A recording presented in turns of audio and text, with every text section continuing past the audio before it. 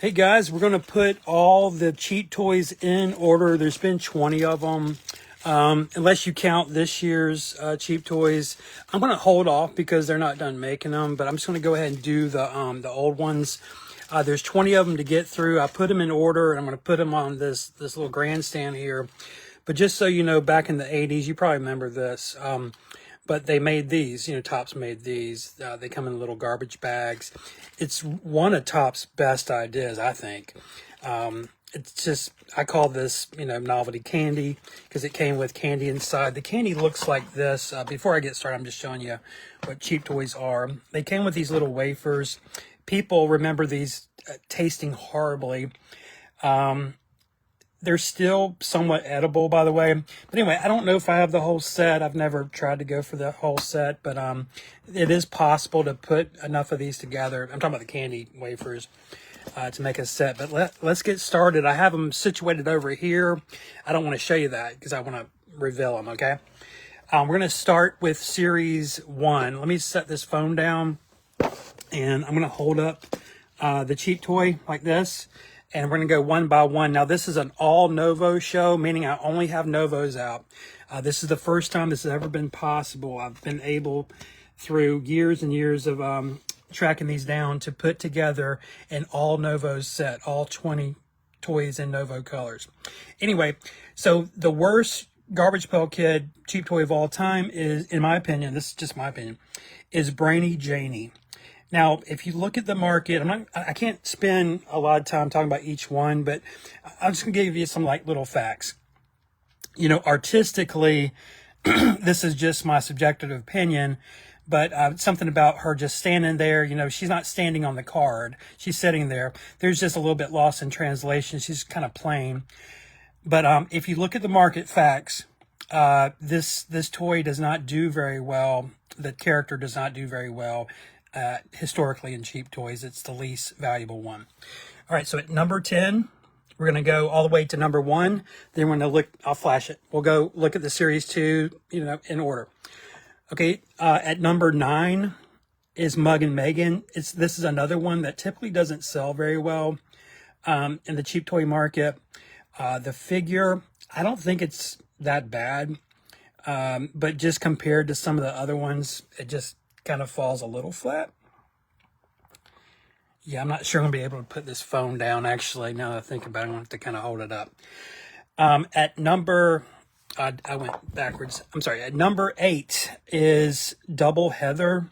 This is another toy that just historically just doesn't do very well, compared to some of the ones you're fixing to see. I like it a lot. I love that they did Schizo Fran. She was a controversial character, and she was controversial back when this was made. So I thought that was very ballsy of Topps. I guess I could leave the phone like this. Very ballsy of Topps to go ahead and make a Schizo Fran. At number 7 is Little Flex, as my friend calls him. Russell Muscle, or Brett Sweat. Great sculpt. It's quite perfect. To me, what holds it back is just the character itself. I'm not sure why they needed a cheap toy of Brett Sweat.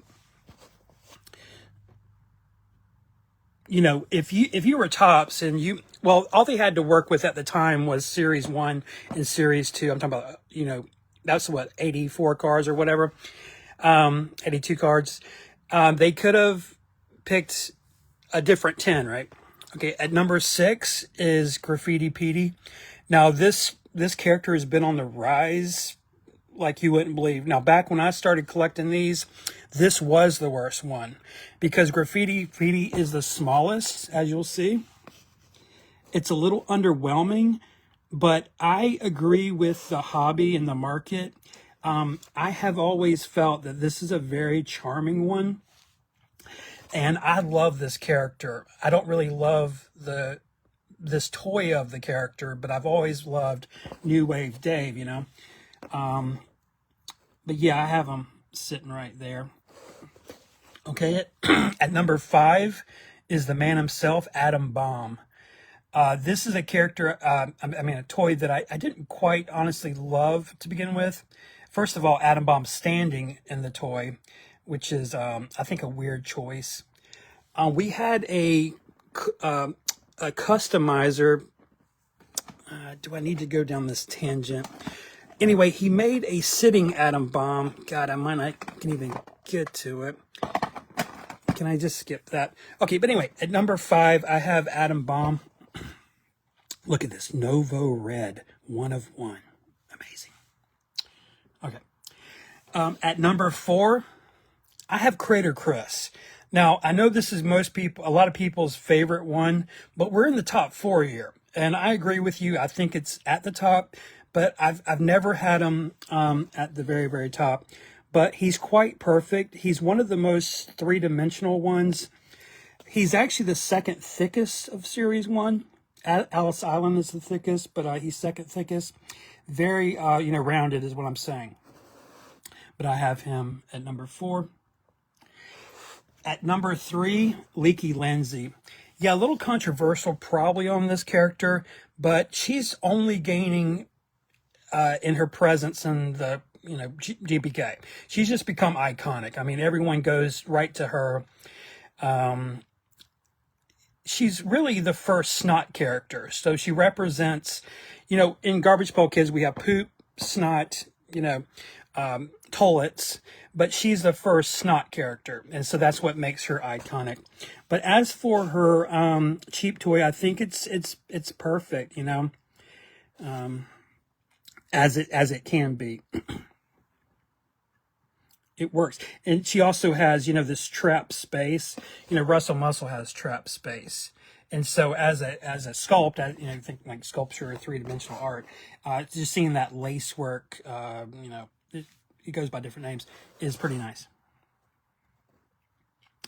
Tops wanted these to be, or not Tops, Candy Novelty Works in Hong Kong made them really compact, because when you're spitting these out of injection molds, you want them to come right out of the mold.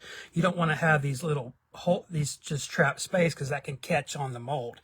And they're trying to spit these out in mass quantities. Okay, at number 9,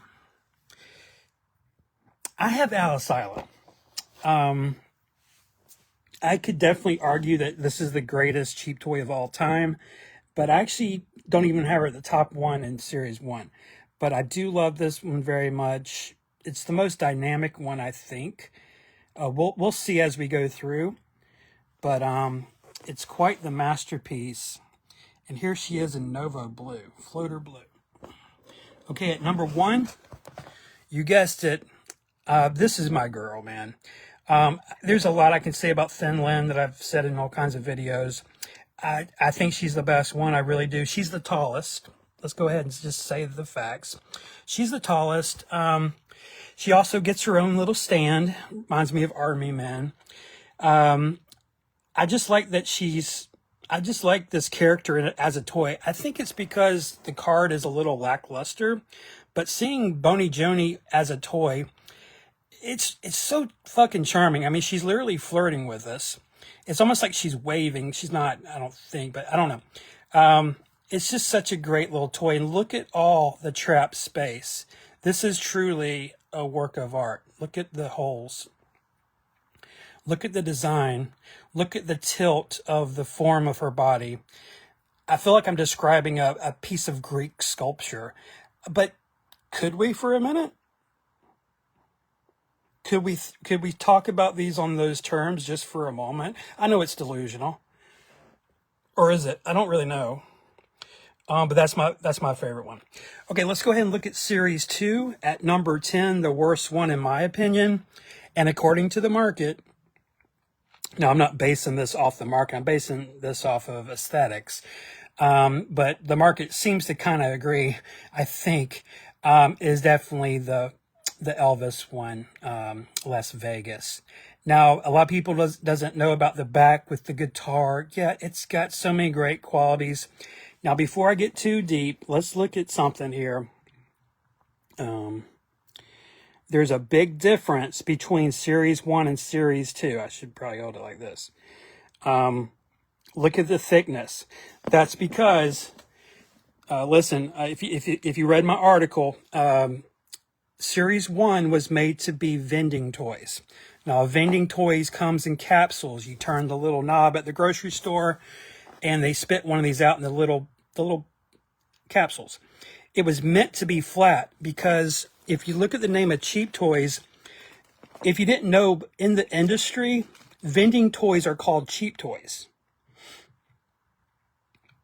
Wow, Russ, I learned something today. Yeah, hang out in my group. You might learn something. Okay, at number 10, the worst one in my opinion, the most underwhelming, is the fat one. Okay, at number 9, this is going to sting. I have alligator. Now, obviously, I love this.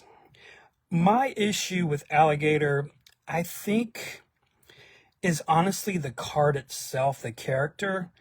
It's just kind of weird. I never really loved the character. I remember as a kid pulling alligator out of a pack. I can't talk all day on this, but I remember just pulling that character out of the pack and just feeling like it didn't belong. It just wasn't Garbage Pail Kid enough or something. It just felt weird. Okay, at number 8, man, I hate to do this, but I have Distorted Dot. Now, the market would tell you this one is the second worst due to art auction records, but this thing is quite the abstract work of art. A lot of people don't know about her bob. Look at that bob. Look at the movement of the bob. Yeah, it should be higher, but it's a weird one. It's a weird one. I think there's some that's way better. Okay, at number 7, I think, is Mouthfeel. This is a character, I can't tell you why I like it so much. Now, it's not in the top 5 or anything, but it's always, a lot of people don't know about the butt cheeks. I'll give you a second to digest that. Yeah, so this is a very figure that has a lot of these little spherical shapes. Look at the hands. They're almost like little balls, paws, but look at the mouth. Everything's very rounded. It's, the artist did a great job with these, and that's going to be my number 7. At number 6, I have Fishy Phyllis. Speaking about, art and stuff like that, I just love this S format. You can see it there. It's got its problems. There's something weird going on with her arm here. She almost has 2 biceps or something. But if you can get around that, this is quite the charmer. Look at that. Now, what keeps this from being tip-top is there's no gag here, really. It's just a mermaid Cabbage Patch Kid. If you think about it, this could just be a Cabbage Patch Kid. I bet Xavier Roberts made a little Cabbage Patch Kid doll in a mermaid costume. There's nothing really Garbage Pail Kids about it, but I love it. This is the one when I travel, I've taken it to Toronto, Canada, taken it to Cancun and places, taken it to around the U.S. as well. Okay, number 5, I have the weird one. I have this one. Picky Mickey demands a lot of attention. It's very thick. Look at the thickness here compared to just, just little flecks here. There's a lot of plastic here. If we weighed these, this would be one of the heaviest ones. But it's just such a weird toy. Just a vulture kid as a toy. Love the feet design. Look at the design on the bottom. It's quite the little piece here. All right, let's put it here. Okay, number 4, Galloping Glen. I love this sculpt so much. Look at the poetry. Would it be better if I did this? No, there's too much shadow. Sorry, it's very dark today because of the fucking hurricane. But yeah, if you can see this. Speaking of trap space, you can see, look at all the negative space, as we say. And so much to love about this.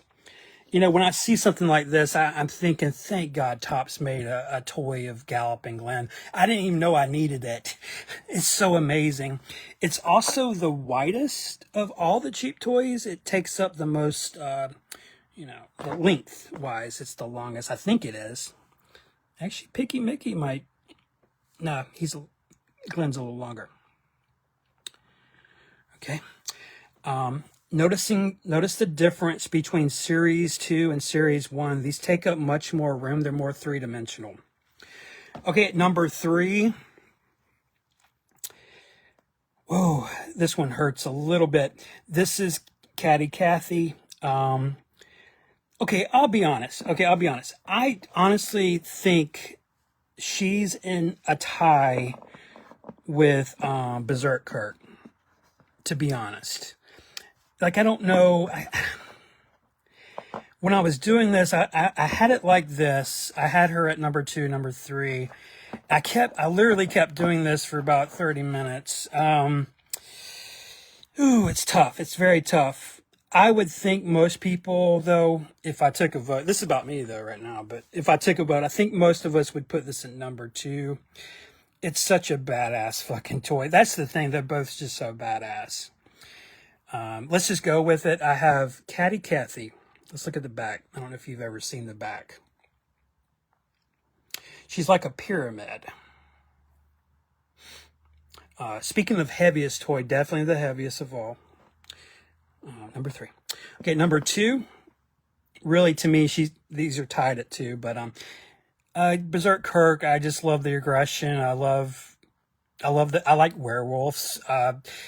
The stance is a little wonky. You know, he's supposed to be coming at you. You know, on the card, he's running at you. But the artist had to, make some little adjustments, and he's just kind of doing a little funky step, maybe a little crip walk. Not really sure. He's got a little bone up to his mouth. But I just think it's so charming. And I just know when I was collecting these, when I was hunting these down originally, this was the one I wanted more than anything. At number 2. So at number 1, Steel Jill.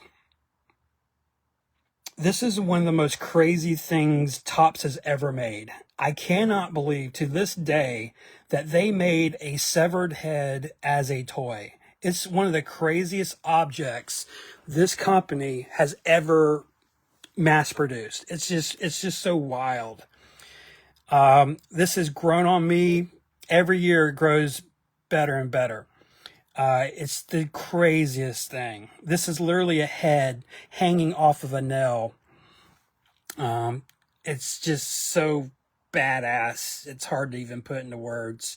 And it's perfection when it comes to texture. Just overall, head design, of course. It's just a head. Okay, we're going to put these in order. Luckily, I have enough of them to go ahead and do my top 5. Okay, this is going to be top 5. Okay, of all time, out of all 20, what's my top 5? Okay, at number 5, all time. Okay, so what I'm saying, let me just get, bullshit aside, this is in the top 5. It's got to be top 5. Come on. Out of all the cheap toys, Caddy Cathy, I think we can all agree, this is in the top 5. Come on. Whether you have it at number 1, number 2, number 3, number 4, number 5, it's in the top 5. Yes, I agree. But I do have it at number 5. Okay, number 4 of all time, I have the one that I'm struggling with as well, with these two. By the way, beautiful Sunshine, Berserk Kirk. Such a hard one to find. Jeez. Oh, God. Anyway, I have him at number 4. At number 3, Steel Jill. Now, this means my top 2 come from Series 1. You pick up on that? Yeah. Yep. Number 2, in my opinion, of all time. And what I'm saying is, Alice Island is a better one than Steel Jill. I already regret saying that as it was coming out of my mouth. I actually might need to rethink this. This is tough. I mean, it's tough to do because they're so awesome, right? Can we just agree on just something here? But yeah, I'll own it. Yeah, this is the one I had for number 2. And at number 1, my girl.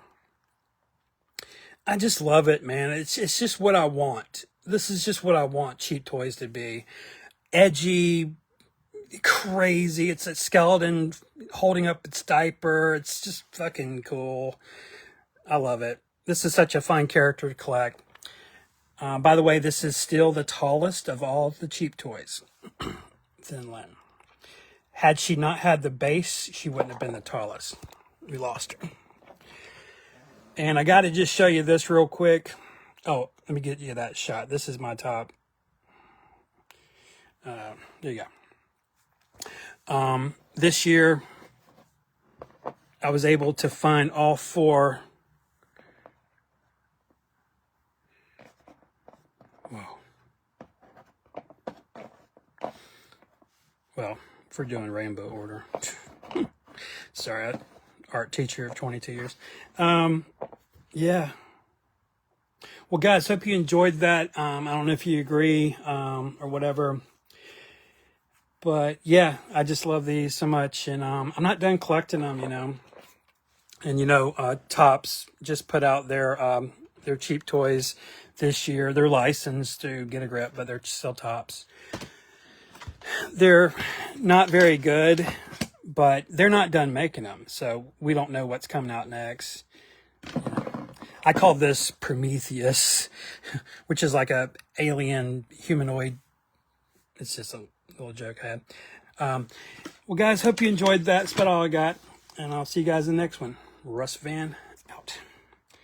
And cheap toys forever.